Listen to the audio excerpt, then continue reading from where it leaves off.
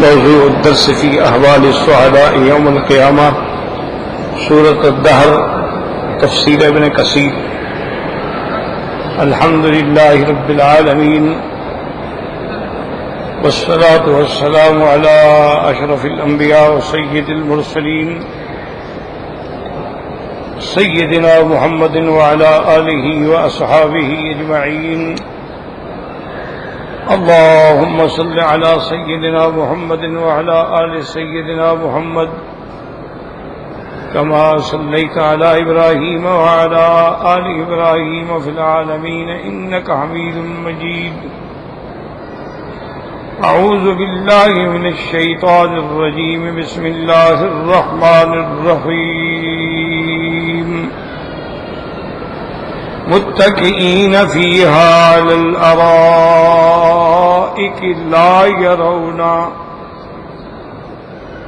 لا يرون فيها شمسا ولا زمهريرا ودانية عليهم ظلالها وذللت قطوفها تذليلا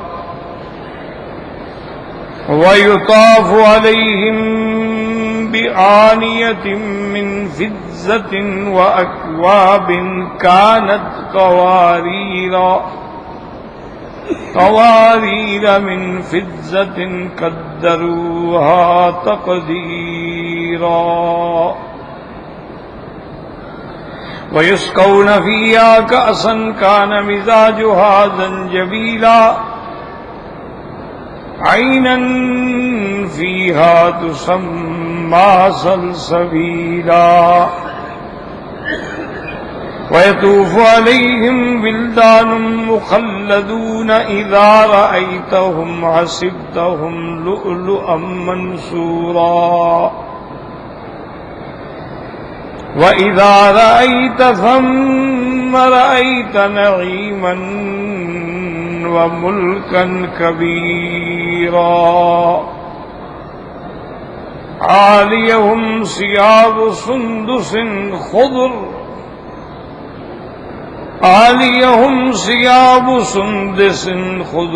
واستبرق وحلوا أساور من فضة وسقاهم ربهم شرابا طهورا إن هذا كان لكم جزاء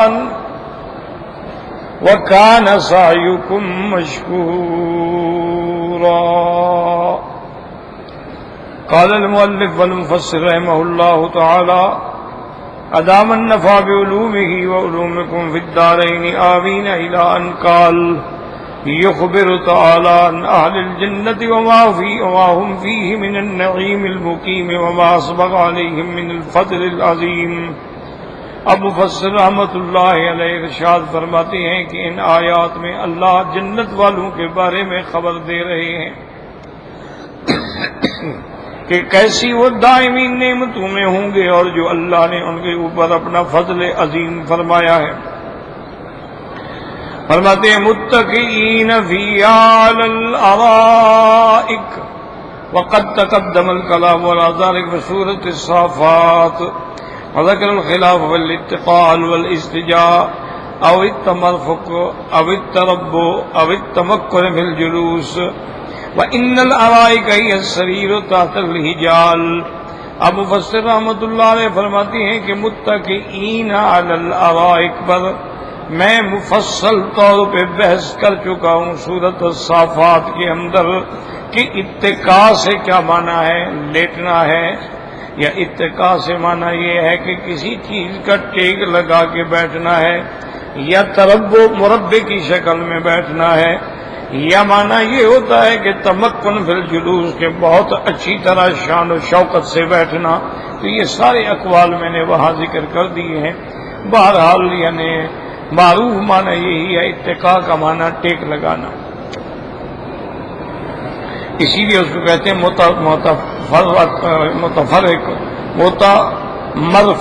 مرفق سے ہے نا، بازو پہ ٹیک لگا کے بیٹھنا. اور سریر سے مراد یہ ہے کہ ان کا وہ جو تخت ہوگا وہ اس بنی ہوئی ان کے لیے جو کپڑے کا سنہری جال ہوتا ہے جو دولہا کے لیے تیار کیا جاتا ہے اس کے اندر وہ بچھا ہوا ہوگا. لا يرون فيها شمسا ولا زمهريرا اي ليس عندهم حر مزعج ولا برد مؤلم بل هي مزاج واحد دائم سرمدي لا يبغون عنها ولا. اب مفسر فرماتے ہیں کہ وہاں یہ نہیں ہوگا کہ بڑی سخت گرمی ہو پریشان کرنے والی، یا ولا برد مؤلم، یا ایسی سردی جو تکلیف پہنچانے والی، بلکہ وہ نرم اور معتدل طریقے کا موسم ہوگا اور وہ دائم ہوگا، ہمیشہ اسی طرح رہے گا، اور وہ اتنا پیارا موسم ہوگا کہ اس سے لا یبغون عنہا ولا اہل جنت وہاں سے منتقل ہونے کی نیت بھی نہیں چاہے کریں گے. ودانیۃ علیہم ظلالها ای قریبۃ الیہم اغصانها، کہ درختوں کی ٹہنیاں جو ہیں وہ مومنوں کے بالکل گویا کے قریب ہوں گی.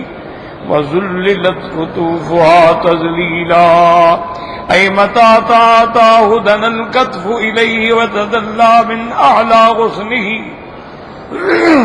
كأنه سامع طائع، یعنی جب مومن چاہے گا کہ میں اس پھل میں سے کچھ لینا چاہوں تو وہ اس کے بالکل قریب ہو جائیں گے اور اس کے اوپر لٹک کے آ جائیں گے، یعنی ان کی شاخیں جو ہیں وہ جھک جائیں گی. ایسے معلوم ہوگا کہ جیسے وہ سننے والی ہیں ان کی بات اور فرما برداری کرنے والی ہیں، کہ جب مومن حکم دیں گے وہ اشارہ کریں گے وہ جھک جائیں. اب کما قال اللہ تبارک و تعالی فی الآیۃ الاخری وجعل الجنتین دان وقال جل وعلا قطوفها دانیۃ قال مجاہد وذللت قطوفها تذلیلا ان قام ارتفعت معه بقدر وإن قعد تزللت له حتى ينالها وإن استجاء تدللت له حتى ينالها فذلك قوله تعالى تذليلا. اب مفسر رحمۃ اللہ علیہ فرماتے ہیں کہ وہ ایسے اللہ ان کے تابع کر دیں گے ان پھلوں کو کہ اگر مسلمان مومن کھڑا ہوگا تو وہ تھوڑے اونچے ہو جائے گا، اگر بیٹھ جائے گا تو نیچے ہو جائے گا، لیٹ جائے گا تو اور نیچے ہو جائے گا. اور اس کے بعد فرماتے ہوئے قال مجاہد ارض الجنت من ورق وترابها المسك واصول شجرها من ذهب وفضة وافنانها من اللؤلؤ الرطب والزبرجد والياقوت والورق والثمر بين ذلك فمن اكل منها قائما لم تؤذه ومن اكل منها قائدا لم تؤذه ومن اكل منها مضطجعا لم تؤذه. اب مفسر رحمۃ اللہ علیہ فرماتے ہیں کہ حضرت مجاہد رحمۃ اللہ علیہ کا قول ہے کہ جنت کی زمین جو ہے من ورقن چاندی کی بنی ہوئی ہوگی، اور زمین ہی چاندی سے ہوگی. ترابها المسک، اور اس کی مٹی جو ہے ایسے ہوگی جیسے کستوری. اور درخت جو ہیں ان کے جڑیں جو ہیں ان کے تنے جو ہیں وہ سونے چاندی کے معلوم ہوں گے.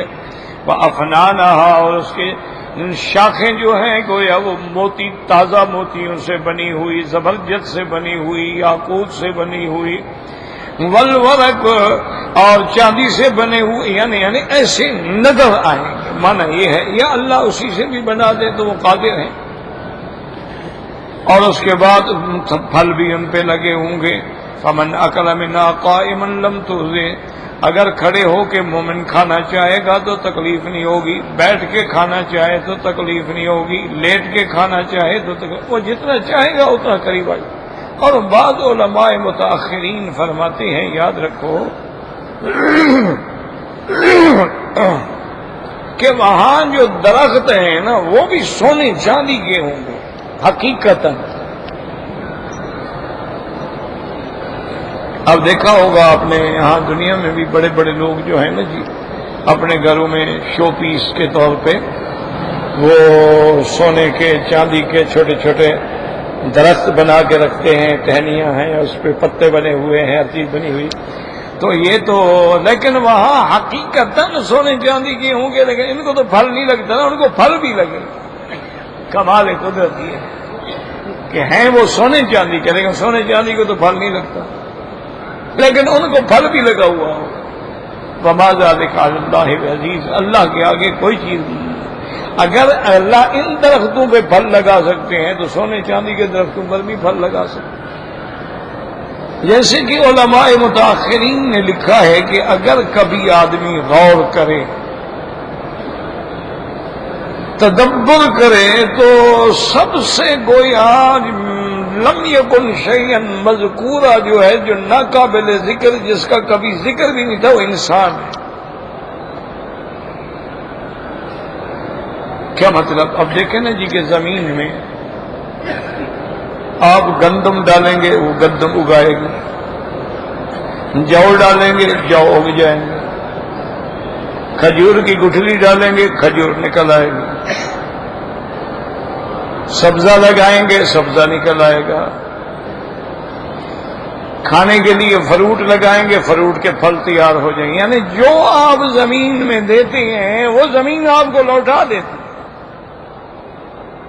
بات کو سمجھیں کہ جو کچھ ہم نے زمین میں دفن کیا زمین میں ہمیں لوٹا دیا. ایک انسان ایسا بیکار ہے نا، اس کو دبا دو یہ ابھرتا ہے. زمین میں انسان کو جب دفن کر دو تو انسان سے بھی کچھ نکلتا ہے، کوئی درخت شرخت کوئی پھل شل، تو گویا کہ کچھ بھی نہیں، لا شے ہے، اس کی کوئی حیثیت ہی نہیں. ہاں اگر ایمان لے آئے تو پھر یہی لا شے جو ہے وہ ملائکہ سے بھی افضل ہے. اور اگر کافر رہے تو یہ جتنی اکڑ دھکڑ ہو، اس کے بعد جب مر گیا مٹی میں ڈال دیا، اس کے بعد کیا ہے بھائی. اور یعنی ہر چیز جو ہے وہ جب زمین میں ڈالی جائے زمین اس کو نکالتی ہے اگاتی ہے. ایک انسان تو نہیں اگتا نا، اس کو تو صرف قیامت میں اللہ تبارک و تعالی اٹھائیں گے.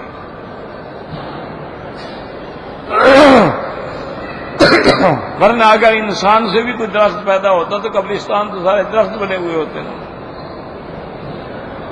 وہاں فلاں درخت نکلا ہوا ہے، وہاں فلاں درخت نکلا ہوا ہے، کہیں کالا ہے کہیں پیلا ہے کہیں سفید ہے. اللہ کی شان ہے کہ اللہ پاک فرماتے ہیں میرے بندے میں نے جب زندگی میں تیرے اوپر پردہ رکھا ہے تو موت کے بعد بھی میں نے تم پر پردہ ڈال دیا ہے. ولی اللہ ہے تو مٹی میں ہے، اور گناہ گار میرے جیسا ہے مٹی کے نیچے ہے، اللہ کے سوا کوئی نہیں. منہا خلقناکم وفیہا نعیدکم، اسی مٹی سے ہم نے تمہیں بنایا، اسی میں لوٹا دیا.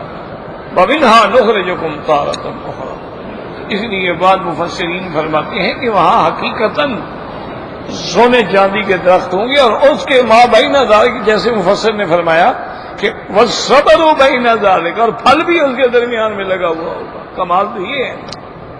اور پھر وہ یہ ہے کہ بھئی دیکھو نا جی، عام ٹہنی تو جلدی جھکتی ہے نا، اگر سونے چاندی کی بنی ہوئی ہو تو وہ تو جلدی نہیں جھکے گی نا جب تک پکڑ کے نہ جھکا ہو، لیکن وہ مومن کے تابع ہوگی، اشارہ کرے گا نیچے ہو جائے.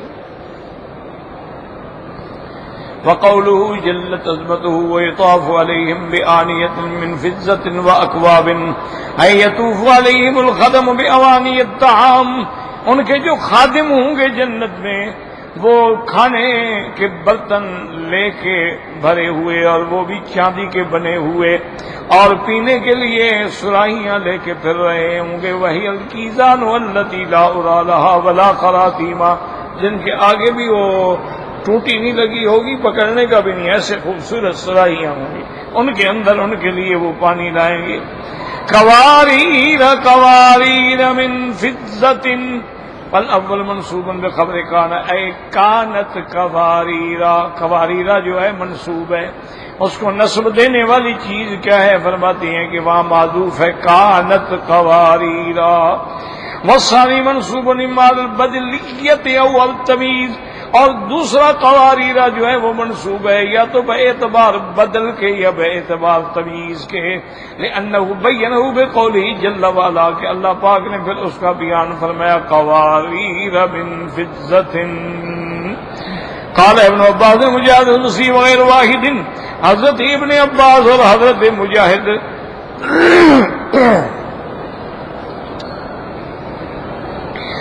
حضرت حسن بصری رحمۃ اللہ علیہ فرماتے ہیں بیاض الفضۃ فی صفاء الزجاج کہ فرماتے ہیں کہ وہ ایسے برتن ہوں گے بیاض الفضۃ یعنی چاندی کی سپیدی ہوگی لیکن ان کے اندر صفائی اور شفافیت ایسے ہوگی جیسے شیشے کے بنے ہیں والقواریر لا تکون الا من زجاج دنیا کے اندر قواریر نہیں ہوتے مگر شیشے سے یہ اللہ کی قدرت کا کمال ہے کہ وہاں چاندی سے بنائے جائیں گے فہذه الكواكب اکواب من فضة یہ چاندی سے ہوں گے وہی ما هذا شفافۃ یرا ما فی باطنها من ظاہرها یعنی ہیں تو چاندی کے بنے ہوئے لیکن اتنی شفاف ہیں کہ جو کچھ اندر ہے وہ بھی باہر سے نظر آ رہا ہے یعنی شیشے سے نظر آتا ہے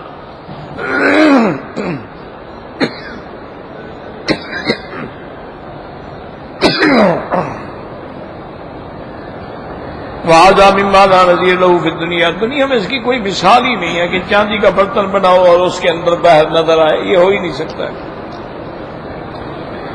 قال ابن مبارک نے سمائے رجل عباس ليس في الجنة شيء إلا قد أوتيتم في الدنيا شبهه إلا قوارير من فضة حضرت ابن عباس فرماتے ہیں کہ دنیا کی ہم جنت کے اندر جو نعمتیں ہیں اللہ نے ان کی مشابہ نعمتیں تمہیں دنیا میں بھی دے دی ہیں کہ یہاں بھی انار وہاں بھی انار عنب تین زیتون لیکن یہ قواریر من فضة جو ہے جنت میں اس کی کوئی مثال شبیہ نہیں دنیا کے اندر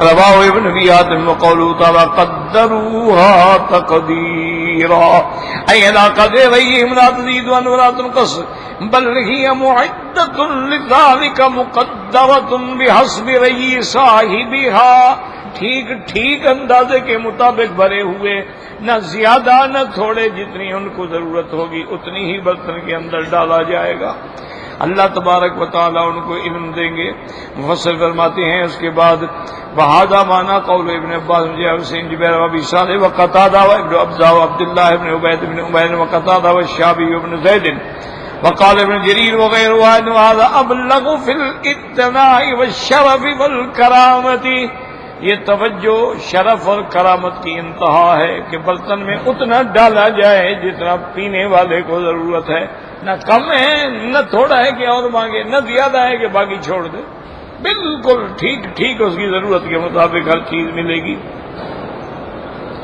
وقالوا فی بعض قدروها تقدیرا قدرت الکف وهذا قول الربیع قدر کف الخادم وهذا لا ينافي الاول منها مقدرة في القدر والرأي اور بعض علماء فرماتے ہیں قدروها تقدیرا وہ خادم جو ہیں یعنی ان کے ہاتھ جو ہیں وہ ٹھیک اندازے پہ بنائے ہوئے ہیں مفسر کہتے ہیں یہ بھی ٹھیک ہے یہ بھی منافی نہیں ہے کہ اس کے اندر جو چیزیں ڈالی جائیں گی وہ بھی اسی طرح اس کا ہاتھ بھی ایسا ہے نا جی بعض اوقات بڑا برتن ہے وہ اٹھا ہی نہیں سکتا بعض اوقات بالکل چھوٹا ہے اس کا پکڑنا مشکل ہو جاتا ہے نہیں اس کے ہاتھ ایسے اللہ نے بنا دیے ہیں کہ سب کے لیے وہ ہر چیز ٹھیک اندازے کے مطابق اس پہ آ رہی ہے مفسر فرماتے ہیں یعنی اس کے اندر جو چیز ہے وہ بھی ٹھیک اندازے پہ ہے اور خدام جو ہیں ان کے ہاتھ بھی اللہ نے اندازے کے بنائے ہیں وقوله تعالی ويسقون فيها كأسا كان مزاجها زنجبيلا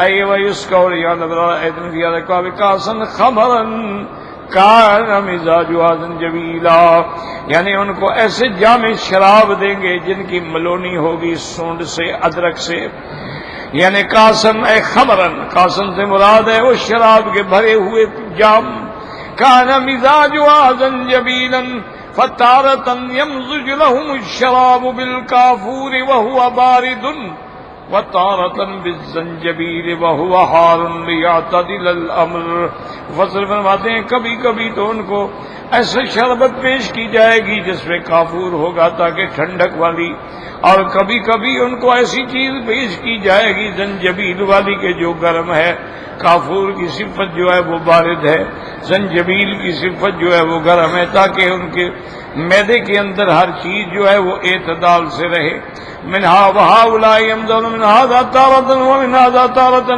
یعنی ان کو کبھی اس سے ملونی ڈالی جائے گی کبھی اس سے ملونی ڈالی جائے گی وَأَمَّا الْمُقَرَّبُونَ فَإِنَّهُمْ یشربون من کل منہما صرفا، اور جو مقربین ہیں ان کو ملونی نہیں بلکہ وہ تو خالص شراب پیے، ان کو تو تھوڑا سا ملا دیا جائے گا نا، ان کے لیے خالص ہوگا. کما قالہ قتادہ وغیر واحد وقد تقدم قولہ جل وعلا عین یشرب بها عباد اللہ. پہلی آیت میں تھا عین یشرب بها عباد اللہ، وہ ایسا چشمہ ہوگا جس سے اللہ کے بندے یعنی ایمان والے اللہ تبارک و تعالیٰ کے فرما بردار بندے جو ہیں وہ پیئیں گے. اور یہاں فرماتے ہیں عینن فیہا تسمی سلسبیلا، یعنی الزنجبیل عین فی الجنہ، زنجبیل جو ہے گویا اس کا بھی چشمہ ہوگا پانی کا، وہاں زنجبیل ملا پانی جو ہے تو سما سلسبیلن، اسی کا نام سلسبیل ہے. قال اکرمہ اسم عین فی الجنت، جنت میں نہر ہے جس کا نام سلسبیل ہے. وقال مجاہد سمیت بذالک لثلاثۃ مسیرہا وحدت جریہا. حضرت مجاہد فرماتے ہیں سلسبیلا کیوں کہا گیا ہے؟ کیونکہ اس کا پینا جو ہے آسانی سے گزرنے والا اور تیزی سے چلنے والا چشمہ ہے. وقال قتادہ عین فیہا تسمی سلسبیلا عین سلسلۃ مستقید مستقید ماؤہا، گویا کہ اس کا پانی ان کے لیے بند ہے، محفوظ ہے. وحقائم جریًا بعد منہا سمیت بذالک لسلاستیا فی الخلق واختارہ انہا تم ذالک اللہ. اور بعض علماء نے فرمایا کہ سلسبیل اس لیے کہ پینے میں سہل ہوگا، سہل شرب ہوگا، اس لیے اس کو سلسبیلا کہا گیا ہے. اور بعض مفسرین فرماتے ہیں کہ یہ سارے اقوال جو ہیں ٹھیک ہے، یہ لفظ جو ہے تمام اقوال کو شامل ہے. تو یہاں تک الحمدللہ ہم نے پڑھ لیا تھا. اب اللہ فرماتے ہیں کہ وَيَطُوفُ عَلَيْهِمْ وِلْدَانٌ مُخَلَّدُونَ. اب مفسر رحمت اللہ علیہ فرماتے ہیں یاد رکھو کہ یہاں کے اللہ فرماتے ہیں کہ ان پر ان کی خدمت کے لیے دوڑنے بھاگنے والے لڑکے ہوں گے، اور مخلدون وہ ہمیشہ لڑکے ہی رہیں، اور وہ اتنے خوبصورت ہوں گے، اتنا حسن ہوگا، اتنا جمال ہوگا کہ اذا رأیتہم حسبتہم لؤلؤا منثورا، کہ جب تیری نظر بڑے ایسے معلوم ہوگا جیسے کوئی موتی بکھیر دے نا زمین پہ، موتی بکھرے ہوئے ایسے وہ موتی لگ رہے ہیں.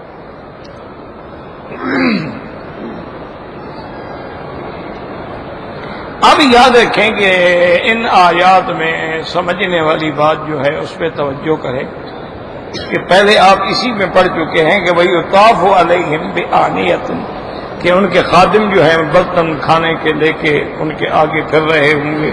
جیسے دیکھا ہے یہاں بڑے بڑے ہوٹلوں میں جب آپ بیٹھتے ہیں تو ان کے بیرے جو ہیں ہر وقت ہر چیز لے کے سرو کر رہے ہوتے ہیں، جس کا دل چاہے اٹھا لے. کوئی چائے لے کے پھر رہا ہے، کوئی جوس لے کے پھر رہا ہے، کوئی یہ ڈرائی فروٹ لے کے پھر رہا ہے، کوئی کھجور لے کے پھر رہا ہے، کوئی قہوہ لے کے پھر رہا ہے، کوئی چائے سبز لے کے پھر رہا ہے، کوئی چائے لال لے کے پھر رہا ہے. تو یہ ایک دنیا میں بھی جو اس کی ایک لوگ بڑے لوگ مثالیں بناتے ہیں، تو وہاں تو حقیقت یعنی یطاف علیہم بآنیۃ، وہ خادم الگ ہوں گے، یہ ولدان الگ ہوں گے. بات سمجھ، یعنی وہ یطاف علیہم بآنیۃ وہ خادم ہوں، اور یہاں خاص طور پہ کہا گیا یطوف علیہم ولدان، لڑکے ہوں. اس کی وجہ یاد رکھو، ایک بات کو سمجھو کہ جب بھی آدمی اللہ کی رحمت سے جنت میں داخل ہوں گے تو گویا کہ وہ سلاسن و سلاسین سنتن 33 سال کا جیسے شباب والا آدمی ہوتا ہے نا، اس طرح داخل. یعنی اگر کوئی بوڑھا ہو کے مر گیا وہ بھی جوان ہو گیا، کوئی بچہ تھا وہ بھی جوان ہو جائے. اسی لیے ایک صحیح حدیث مبارک میں ہے، سیدہ عائشہ رضی اللہ تعالی عنہا فرماتی ہیں کہ حضور صلی اللہ علیہ وسلم رحمت دو جہاں میرے گھر میں تشریف لائے. وہاں میرے پاس ایک بوڑھی عورت آئی بیٹھی تھی. ہم باتیں کر رہے تھے، حضور نے سلام فرمایا. یاد رکھو یہ سنت ہے، آدمی گھر میں داخل ہو تو کہے السلام علیکم. یعنی لوگوں کو کہتے ہیں، یہ بیوی کو کبھی نہیں کہیں، یعنی وہ بھی دعا سے محروم ہو جائے، اور بیوی آئے گی وہ بھی کبھی نہیں کہے گی خامد کو السلام علیکم. ہاں البتہ آج کل جو ماڈرن لوگ ہیں وہ ہائے کہہ دیں گے.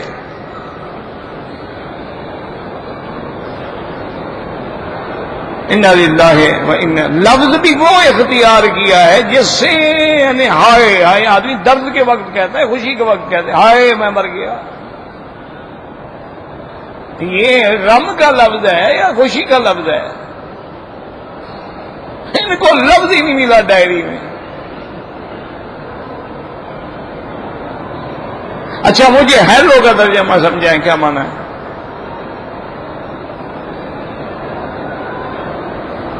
یہ تو اسلام ہے نا جناب. تحیتہم یوم یلقونہ سلام،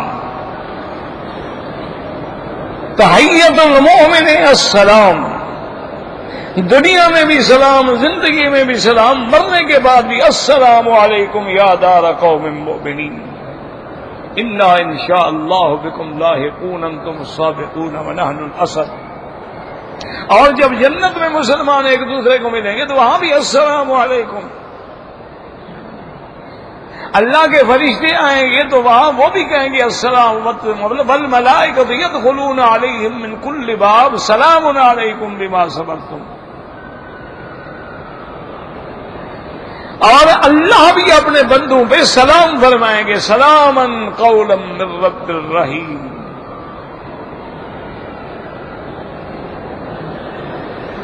تو حضور پاک نے سلام فرمایا.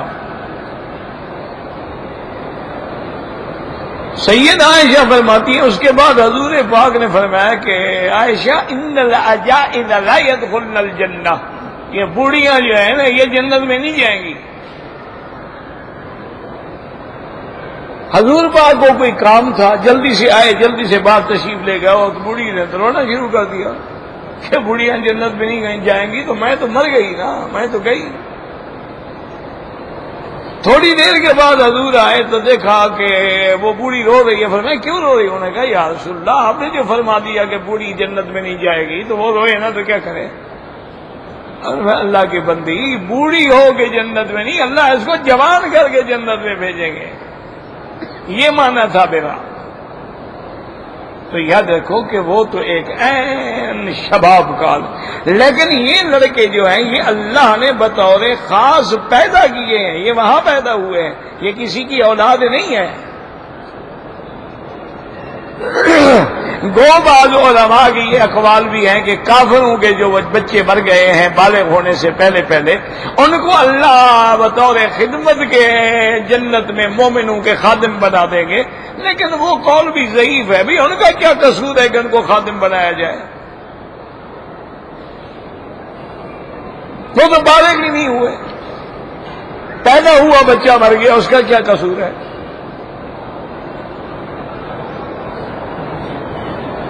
لیکن اصل جو صحیح قول ہے یاد رکھو وہ یہی ہے کہ وہاں جو اللہ نے حوریں رکھی ہیں وہ بھی کسی ماں کے پیٹ سے نہیں نکلی،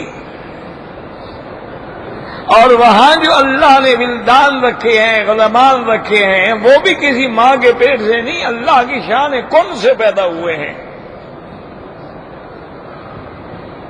وہ مخلوق ہی جنت کی ہے، پیدا ہی جنت میں ہوئی ہے، رہے گی ہی جنت میں. اور جنت میں چونکہ گناہ نہیں ہوتا، اس لیے اس کا معنی یہ ہے کہ وہ لڑکے بھی بڑے پاک باز ہوں.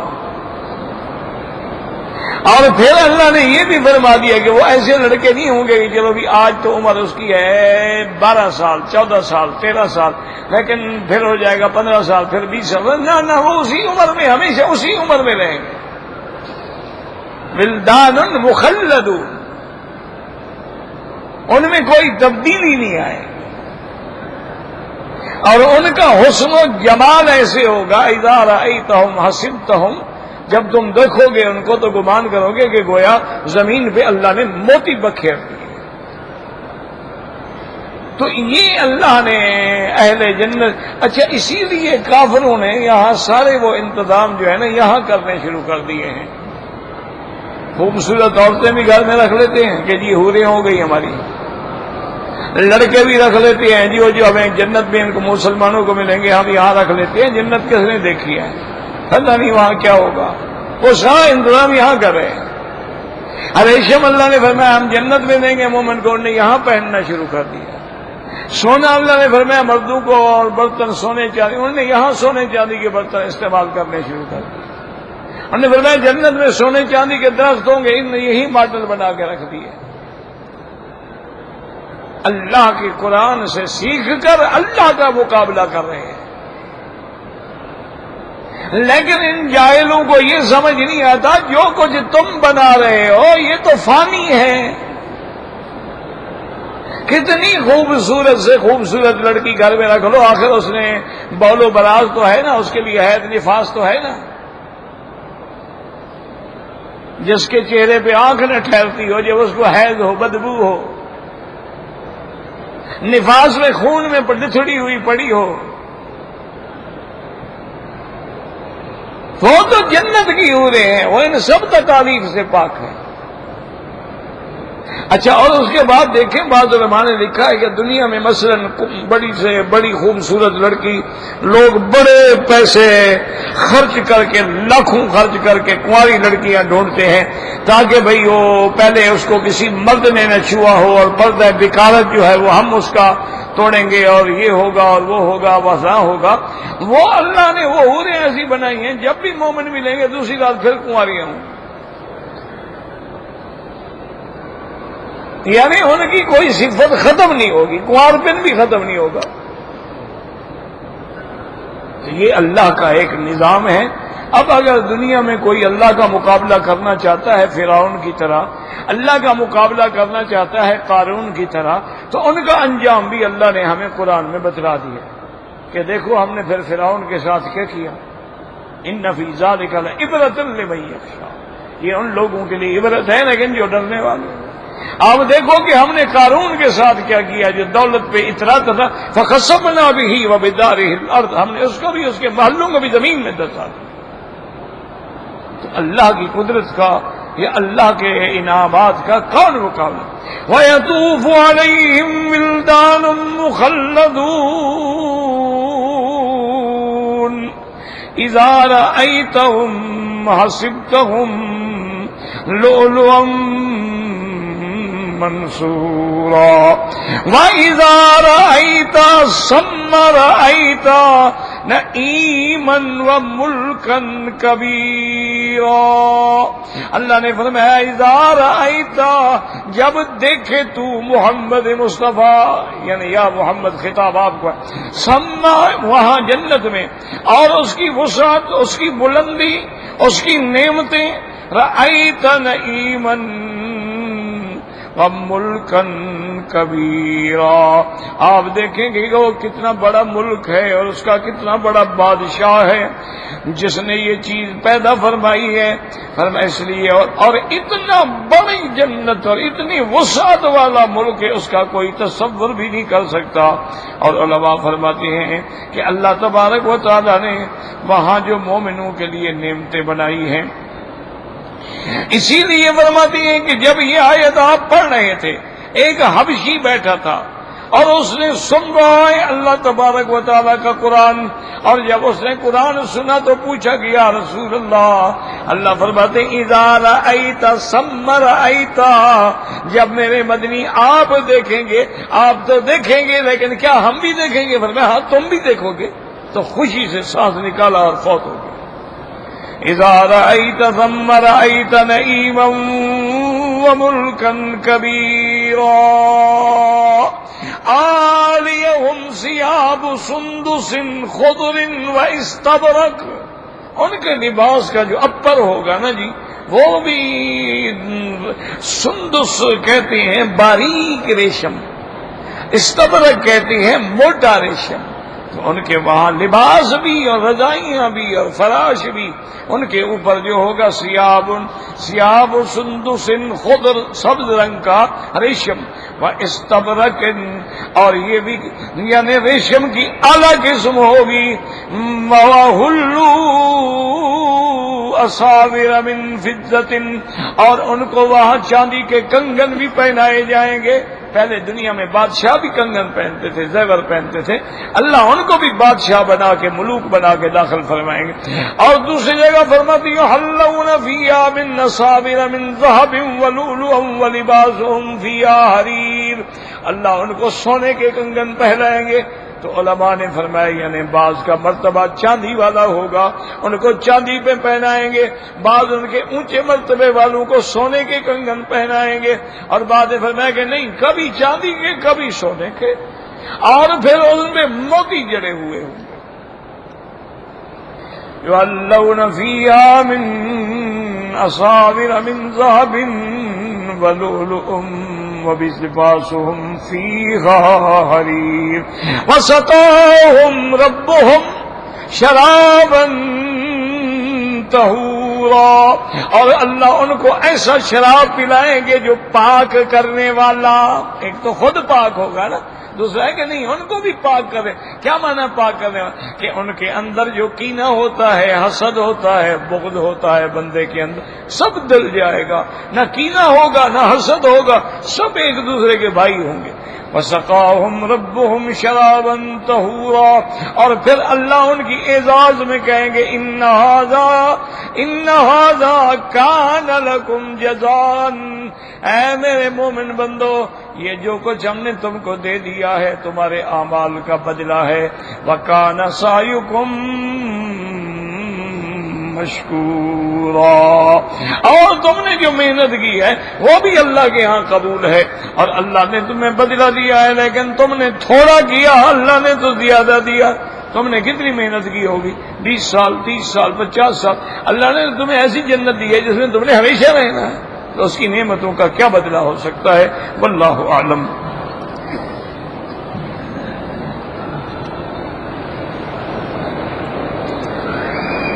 کہتے جی کہ حجر اسود جو ہے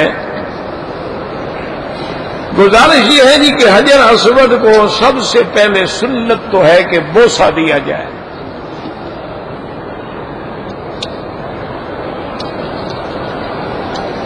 اور بڑے ادب کے ساتھ ہاتھ رکھ کے یہ نہیں کہ چٹخ کرے اور آواز آئے بوسے کی ادب کے ساتھ بوسے. رحمت دو جہاں نے تو یہ بھی کیا بوسہ بھی دیا اپنا دایاں گال مبارک بھی رکھا پھر بایاں گال مبارک بھی رکھا پھر پیشانی بھی رکھی اور آنسو بہا رہے ہیں اور پیچھے حضرت عمر کھڑے ہیں. دیکھا کہ حضور کی داڑھی مبارک بھیگ گئی ہے. آپ نے فرمایا کہ یا عمر ہاں ہونا تو اس کو بدو یہی تو جگہ ہے جہاں آنسو بہائے جاتے ہیں. یہ سب سے پہلے سنت ہے بوسہ دینا. اگر رش ہے ازدحام ہے بندہ بوسہ نہیں دے سکتا تو پھر یہ ہوتا ہے کہ چلو ہاتھ لگا کے ہاتھ کو بوسہ دے دو. اگر یہ بھی ناممکن ہے تو پھر اشارہ کر. لیکن راجح قول یہی ہے مفسرین کے نزدیک کہ اگر ہاتھ لگ جائے تو بوسہ دینا سب کے نزدیک سنت ہے اختلاف ہی نہیں ہے. لیکن اگر ہاتھ نہ لگے تو بعض علماء احناف فرماتی ہے پھر بھی بوسہ دے سکتا ہے چونکہ یہ گویا بوسے کے قائم مقام ہے. یہ اشارہ جو ہے گویا بوسے کے قائم مقام ہے اس لیے بوسہ دے سکتا ہے. لیکن اکثر علماء احناف بھی فرماتے ہیں کہ ہاتھ لگ جائے تو بوسہ دینا چاہیے نہ لگے تو بس اشارہ کافی.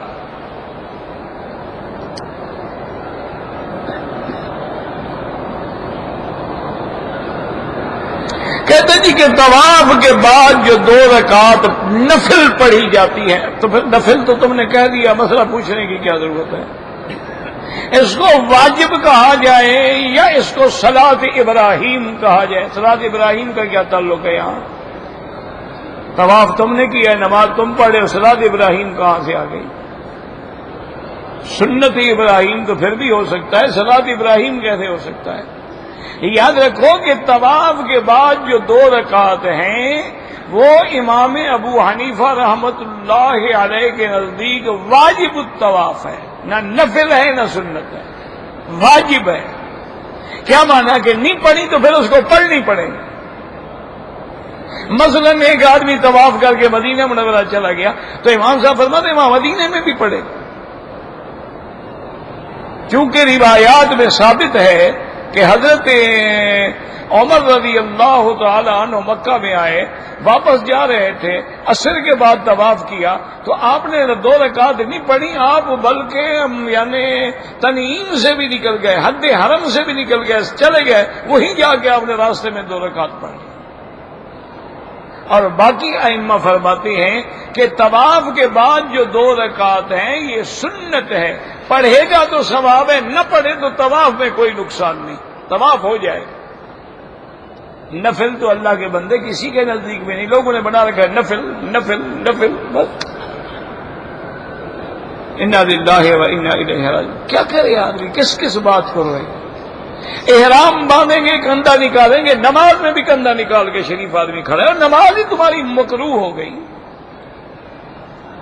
کندھا نکالنا تو صرف طواف میں ہے، اور وہ بھی چکروں میں ہے۔ بعض علماء فرماتے ہیں اور اکثر فرماتے ہیں کہ 7 چکروں میں استوا ہو، لیکن ایک قول میں نے 3 کا بھی پڑھا تھا، لیکن جمہور کہتے ہیں 7 چکر میں استوا۔ جب چکر ختم ہو گئے بس کپڑا اپنا کندھے پہ ڈال لو، بات ختم ہوگی، پھر کس بات کا استوا ہے؟ مقام ابراہیم پہ کھڑے ہیں، کندھا نکالا ہوا، صفا مروہ دوڑ رہے ہیں، کندھا نکالا ہوا، مینا عرفات جا رہے ہیں تب بھی کندھا نکالا ہوا۔ اب اس کا کیا علاج ہے؟ ایک عادت ہے، بن گئی ہے، کوئی نہ سننے کے لیے تیار ہے نہ ماننے کے لیے تیار ہے۔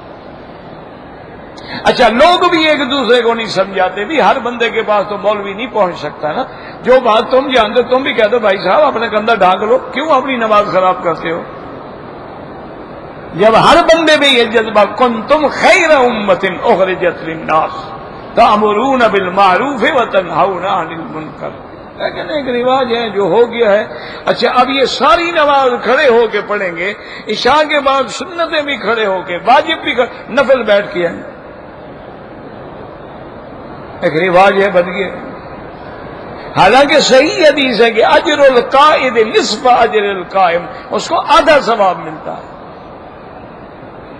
حضور صلی اللہ علیہ وسلم نے تہجد کے نفل جو ہے وہ نفل ہوتے ہیں، تہجد کے نفل جو ہیں آپ نے جب آخری عمر میں حضور کا بدن مبارک بھاری ہو گیا پھر بیٹھ کے پڑھ لیتے تھے، اکثر کھڑے رہتے تھے لیکن کبھی کبھی بیٹھ کے بھی پڑھ لیتے تھے۔ تو وہ بیٹھ کے پڑھنا تو اس وقت ہے جب آدمی معذور ہے، کھڑا نہیں ہو سکتا، تھکا ہوا ہے، بوڑھا ہے۔ یہ نہیں کہ نہیں وہ کہیں کہ نہیں، یہ 2 رکعت ہر حال میں بیٹھ کے ہم پڑھیں۔ انا للہ و انا الیہ راجعون۔ احرام باندھیں گے بڑے بڑے معزز آدمی، اور احرام ایسے باندھیں گے کہ ناف کا پورا حصہ اوپر ظاہر ہے۔ اللہ کے بندے، ناف سے لے کر گھٹنے تک تو عورہ ہے، اس کا چھپانا ضروری ہے ورنہ نماز ہی نہیں ہوتی۔ پرواہ ہی نہیں ہے، چل رہے ہیں، پھر رہے ہیں، لوگ دیکھ رہے ہیں، دکھلا رہے ہیں، کوئی احساس نہیں۔ بس دعا کرو اللہ ہدایت دے، اور اللہ اگر حج اور عمرہ نصیب کرے تو حضور پاک کی سنت کے مطابق نصیب کرے، اسی ادب سے نصیب کرے، اسی تضرع اور خشوع اور خضوع سے نصیب کرے کہ اللہ تبارک و تعالی کے گھر میں جب آئیں تو ہمارے دل میں اس گھر کی عظمت ہو، شان ہو۔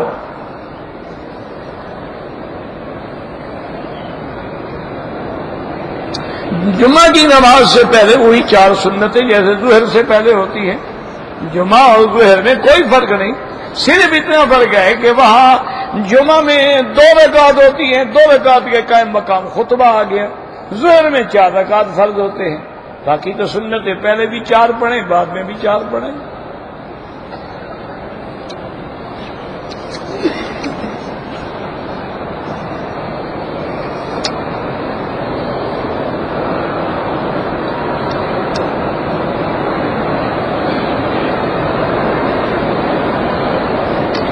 کہتے جی کہ میرے والد صاحب جو ہے خاندان کے ساتھ زمین کے معاملات میں الجھے ہوئے ہیں، حالانکہ ہمارے دادا بالکل تقسیم کر کے گئے تھے۔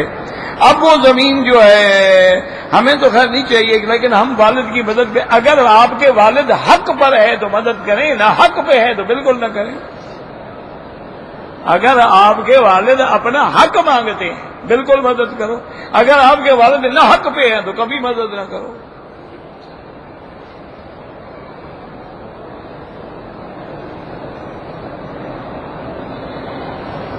یہ تو قرآن کا مسئلہ ہے، تعاونوا علی البر والتقوی، نیکی اور تقوی کے کاموں میں ایک دوسرے کی مدد کرو، ولا تعاونوا علی الاثم والعدوان، گناہ اور ظلم کے معاملے میں مدد نہ کرو۔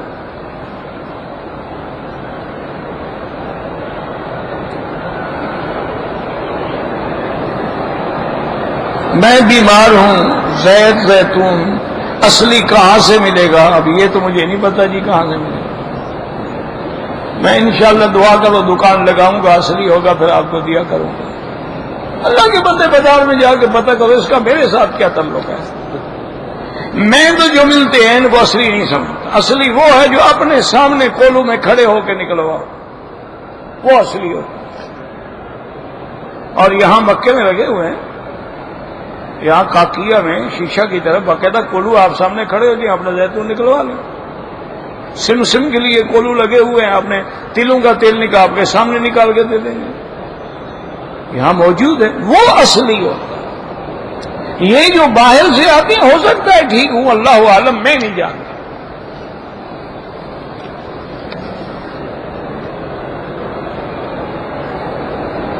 اگر کسی آدمی نے کسی لڑکی سے نعوذ باللہ زنا کیا، پھر وہ اس سے شادی کر لے تو وہ گناہ معاف ہو جائے گا، شادی کے ساتھ گناہ کیوں تو توبہ کے ساتھ معاف ہوگا۔ پہلے دونوں توبہ کرو اللہ کے آگے، اور یہ باتیں لوگوں کو نہ بتاؤ۔ اللہ نے پردہ ڈالا ہے تو اپنے گناہوں پہ تم بھی پردہ ڈالو، توبہ کرو، توبہ کرنے کے بعد نکاح کر لو، پھر کسی کو بتانے کی کیا ضرورت ہے۔ مجھے الرجی کی شکایت ہے، اللہ شفائے کاملہ عطا فرمائے۔ یہ بڑی عجیب اور بڑی رذیل مرض ہے، اور اس کا دنیا میں کوئی علاج نہیں، مجھے خود ہے، اس کا کوئی علاج نہیں جب تک آپ خود نہ تلاش کریں کہ آپ کو الرجی کس چیز سے ہے۔ کسی کو خوشبو سے ہو جاتی ہے، کسی کو اس قالین پہ بیٹھنے سے، نماز پڑھنے سے ہو جاتی ہے، اسی لیے میں ڈر کے مارے مصلی بچھاتا ہوں۔ اچھا، کسی کو بلی دیکھنے سے بھی ہو جاتی ہے، یہ عجب چیز ہے۔ تو آپ خود جو ہے نا ایک ڈائری رکھ لیں اور اس پر روزانہ اپنی ڈائری لکھیں، صبح ناشتہ میں نے کس چیز سے کیا، کھانا کیا کھایا، چائے کیا پی، کون سی چائے پی، شام کو کیا کھایا کیا پیا، سونے تک لکھتے رہیں۔ جس دن دیکھیں کہ بھئی اب مجھے آج الرجی زیادہ ہو رہی ہے تو غور کریں گے اس سے پہلے آپ نے کیا کھایا تھا، تو وہ اگر آپ پکڑ لیں تو پھر علاج کی ضرورت نہیں، وہ چیز چھوڑ دیں، الرجی ختم، ورنہ کوئی علاج نہیں۔ حضرت قاضی حسین احمد صاحب رحمت اللہ علیہ فوت ہو گئے، دعا کریں کہ اللہ ان کی قبر پہ کروڑوں رحمتیں نازل فرمائے، ان کے درجات بلند فرمائے، اور ان کی قبر کو نور سے بھر دے اور جنت کا گلزار بنا دے، اور ان کے پسماندگان کو صبر جمیل عطا فرمائے۔ بڑے ماشاءاللہ معتدل اور بڑے با اخلاق، یعنی لوگوں کو ملانے والوں میں سے تھے، لوگوں کو توڑنے والوں میں سے تھے۔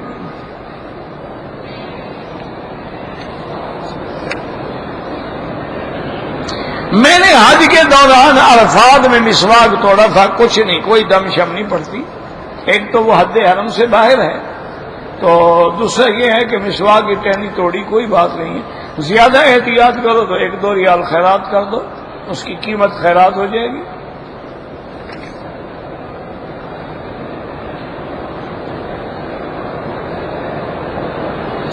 میرے والد صاحب کی عمر 85 سال، وہ خود بخود تو حج کرنے کے قابل نہیں ہے، اگر ہم ان کو عمرے پہ بلا لیں اور عمرہ ویل چیئر پہ کرا دیں ٹھیک ہے، عمرے کرنے سے حج فرض نہیں ہوتا، حج طاقت سے فرض ہوتا ہے، استطاعت سے فرض ہوتا ہے۔ اور ویسے اگر تم حج بھی کرانا چاہو تو ویل چیئر تو حج میں بھی چلتی ہے، صرف عمرے میں چلتی ہے، اس دن بند کر دیتے ہیں۔ یہ خود تکلیف کرنا نہیں چاہتا نا، باپ کے لیے کیوں مشقت کرے بیچارہ؟ ابھی تو وہی رش نہیں ہے، 10 منٹ میں گھما کے باپ کو جا کے کمرے میں ڈال دے گا نا، جان چھوٹی، عمرہ ہو گیا، بابا دعا کرو بادشاہ۔ اس دن تو تھوڑا محنت کرنی پڑے گی نا، کہ مینا بھی لے جاؤ، عرفات بھی جاؤ، مزدلفہ بھی آؤ، پھر مینا بھی آؤ، طواف زیارت بھی کرو، صفا مروہ بھی دوڑاؤ۔ تو میرا بھائی کوئی مشکل نہیں ہے، آج کل ہر جگہ آپ گاڑیوں سے جائیں گے اور ویل چیئر اپنے ساتھ رکھ لیں، جہاں ہم گاڑی سے اترے خیمے تک ویل چیئر پہ چلے گئے، باقی سب آپ گاڑیوں پہ آئیں گے۔ حرم شریف میں بھی ماشاء اللہ طواف کرانے کے لیے لوگ کھڑے ہیں، آپ نہیں کرا سکتے تو ان کو پیسے دے دیں، ان سے کروا لیں۔ بہرحال عمرے کرنے سے حج فرض نہیں ہوتا۔ اگر والدین فوت ہو گئے ہیں، اب ان کی بخشش کے لیے آپ صدقات کریں، خیرات کریں، ہسپتالیں بنائیں، جہاں پانی کا انتظام نہ ہو وہاں پانی کا انتظام کریں، اور اگر اتنا پیسہ نہیں ہے تو کوئی مسجد ہے اس کے اندر حمام خراب ہے، حمام بنوا دیں، وضو کی جگہ ٹھیک کروا دیں، مسجد کے اندر جو ہے چٹائیاں نہیں ہیں چٹائیاں ڈلوا دیں، کسی مدرسے میں جا کے ان کو 1 کمرہ 2 کمرے بنا کے دے دیں، تاکہ جب تک وہ چلتے رہیں گے تیرے والد کو ثواب ہوتا رہے گا۔ یہ 2-4 ریال تقسیم کر دی وہ تو ختم ہو گئے نا۔ ایسا کام کریں جو صدقہ جاریہ بن جائے، ہمیشہ کے لیے بن جائے، ہمیشہ کے لیے ثواب ہو۔ طلباء کو کتابیں لے کے دے دیں، بعض مسجدوں میں قرآن نہیں ہوتے، قرآن شریف لے کے رکھ دیں، بعض بچوں کے پاس قاعدے نہیں ہوتے، جتنا اللہ نے تمہیں توفیق دی ہے، 10 ریال کی ہے 10 ریال کرو، 100 ریال کی ہے 100 ریال کرو، کوئی مشکل مسئلہ تو نہیں ہے نا۔ آپ یعنی یقین کریں کہ اگر آپ اپنے محلے کی مسجد میں ایک اچھا قاری بٹھا دیں جو بچوں کو صرف عصر سے لے کر عشاء تک پڑھائے، پہلے وہ اپنا سکول جائیں جہاں جائیں پڑھیں، عصر سے لے کر عشاء تک، اس کا فائدہ یہ ہوگا